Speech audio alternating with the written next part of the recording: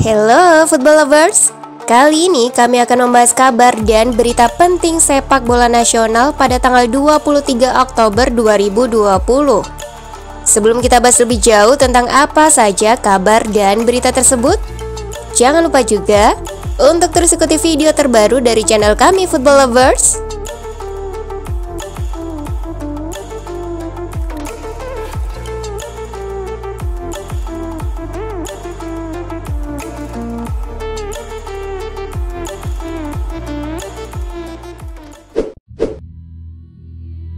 Mantan pelatih Timnas Indonesia Luis Milla membicarakan program pemusatan latihan Timnas U19 di Kroasia dan mengundang mereka ke Spanyol. Luis Milla sepertinya memantau pemusatan latihan Timnas U19. Dia pun mengungkapkan pendapatnya dalam konferensi pers virtual La Liga yang dihadiri oleh salah satu media Indonesia pada Kamis 22 Oktober 2020. Saking mendukungnya program tersebut, Luis Milla bahkan mengundang Timnas Indonesia U19 untuk datang ke Spanyol. Dia bahkan bersedia untuk membantu skuad asuhan Shin Tae-yong ini lebih berkembang lagi demi pencapaian terbaik di Piala Dunia U20 nanti. Luis Milla pun mengatakan, "Kalian tahu tidak, Timnas Indonesia U19 bisa datang ke Spanyol. Saya akan menyambut mereka jika mereka datang ke sini. Proyek ini sangat krusial untuk mengembangkan kemampuan para pemain. Berlatih di Eropa sangat baik bagi mereka untuk berkompetisi dan mengasah bakat mereka." Lebih lanjut, Luis Milla menilai latihan di Eropa bakal membantu karir Timnas Indonesia U19 ini.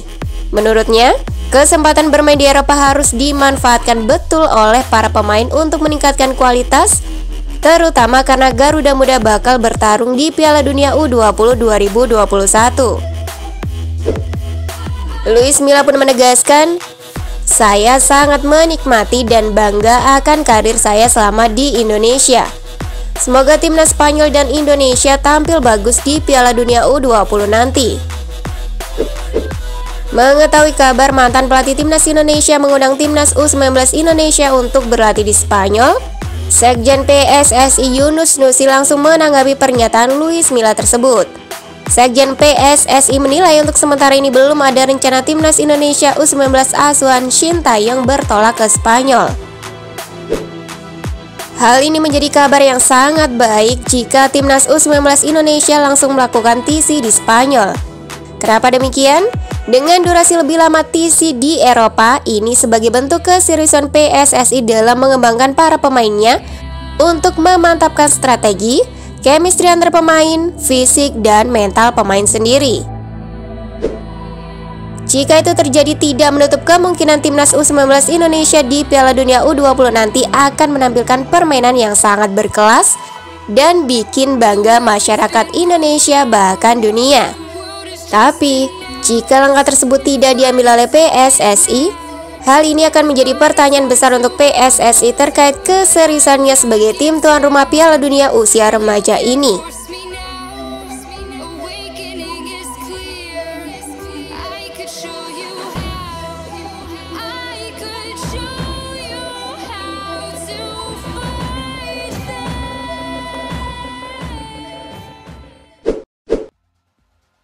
Kesuksesan Timnas U19 berkat pelatih Shin Tae-yong mendapat apresiasi dari berbagai pihak.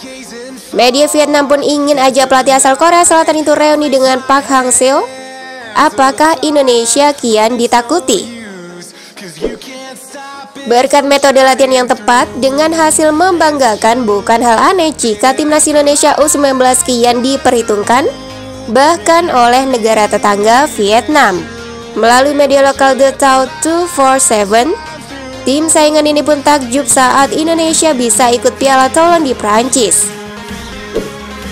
Media Vietnam The Tao 247 pun menuliskan, di Kroasia, Indonesia U19 memainkan 10 pertandingan dengan lawan yang sangat bagus, seperti Kroasia, Bulgaria, Arab Saudi, dan Qatar tanpa memperdulikan hasilnya.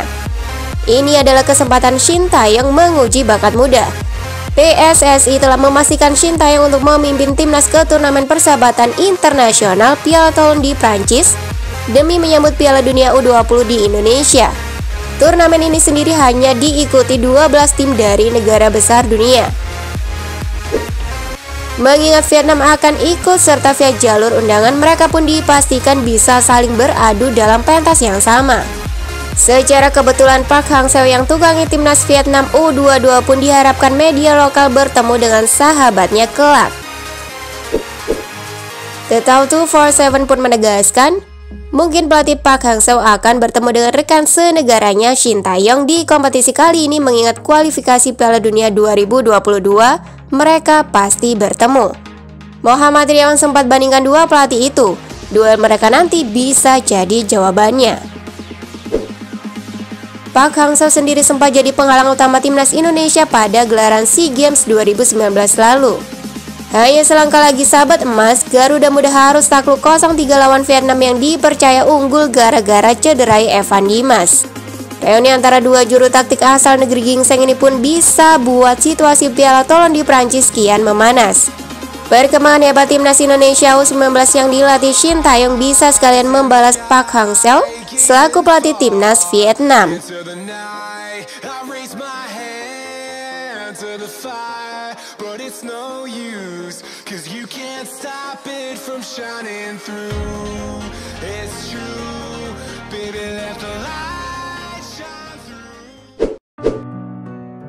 Penyerang andalan timnas U19 Indonesia Amiruddin Bagus Kaffi Alfikri dikabarkan telah sembuh dari cedera dan menunggu panggilan untuk memperkuat skuad Garuda Nusantara.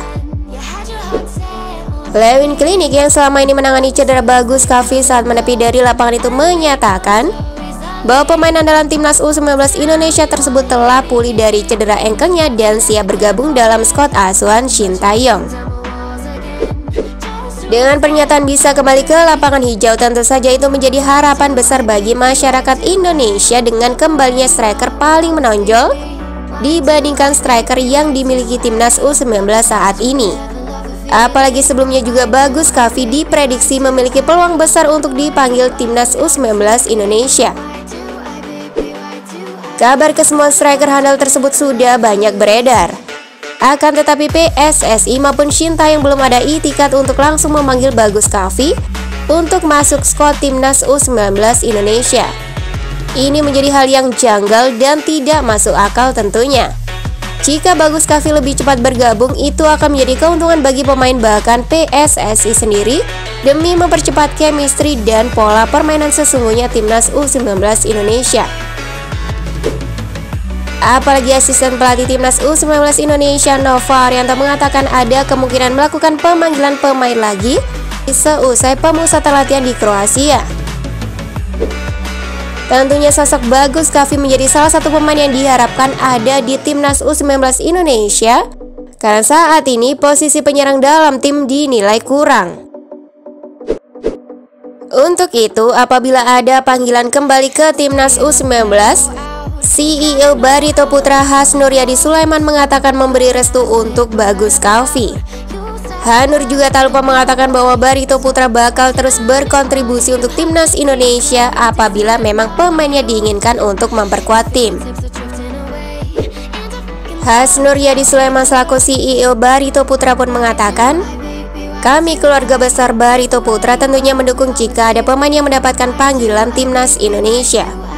Tujuan Barito Putra didirikan oleh Abah memang untuk berkontribusi mencetak pemain-pemain timnas Indonesia di semua kelompok usia untuk berprestasi mengharumkan nama bangsa dan negara di kancah internasional.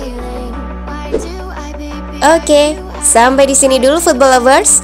Jangan lupa untuk berikan komentarmu tentang kabar terbaru sepak bola hari ini ya guys. And I'll see you next time. Bye.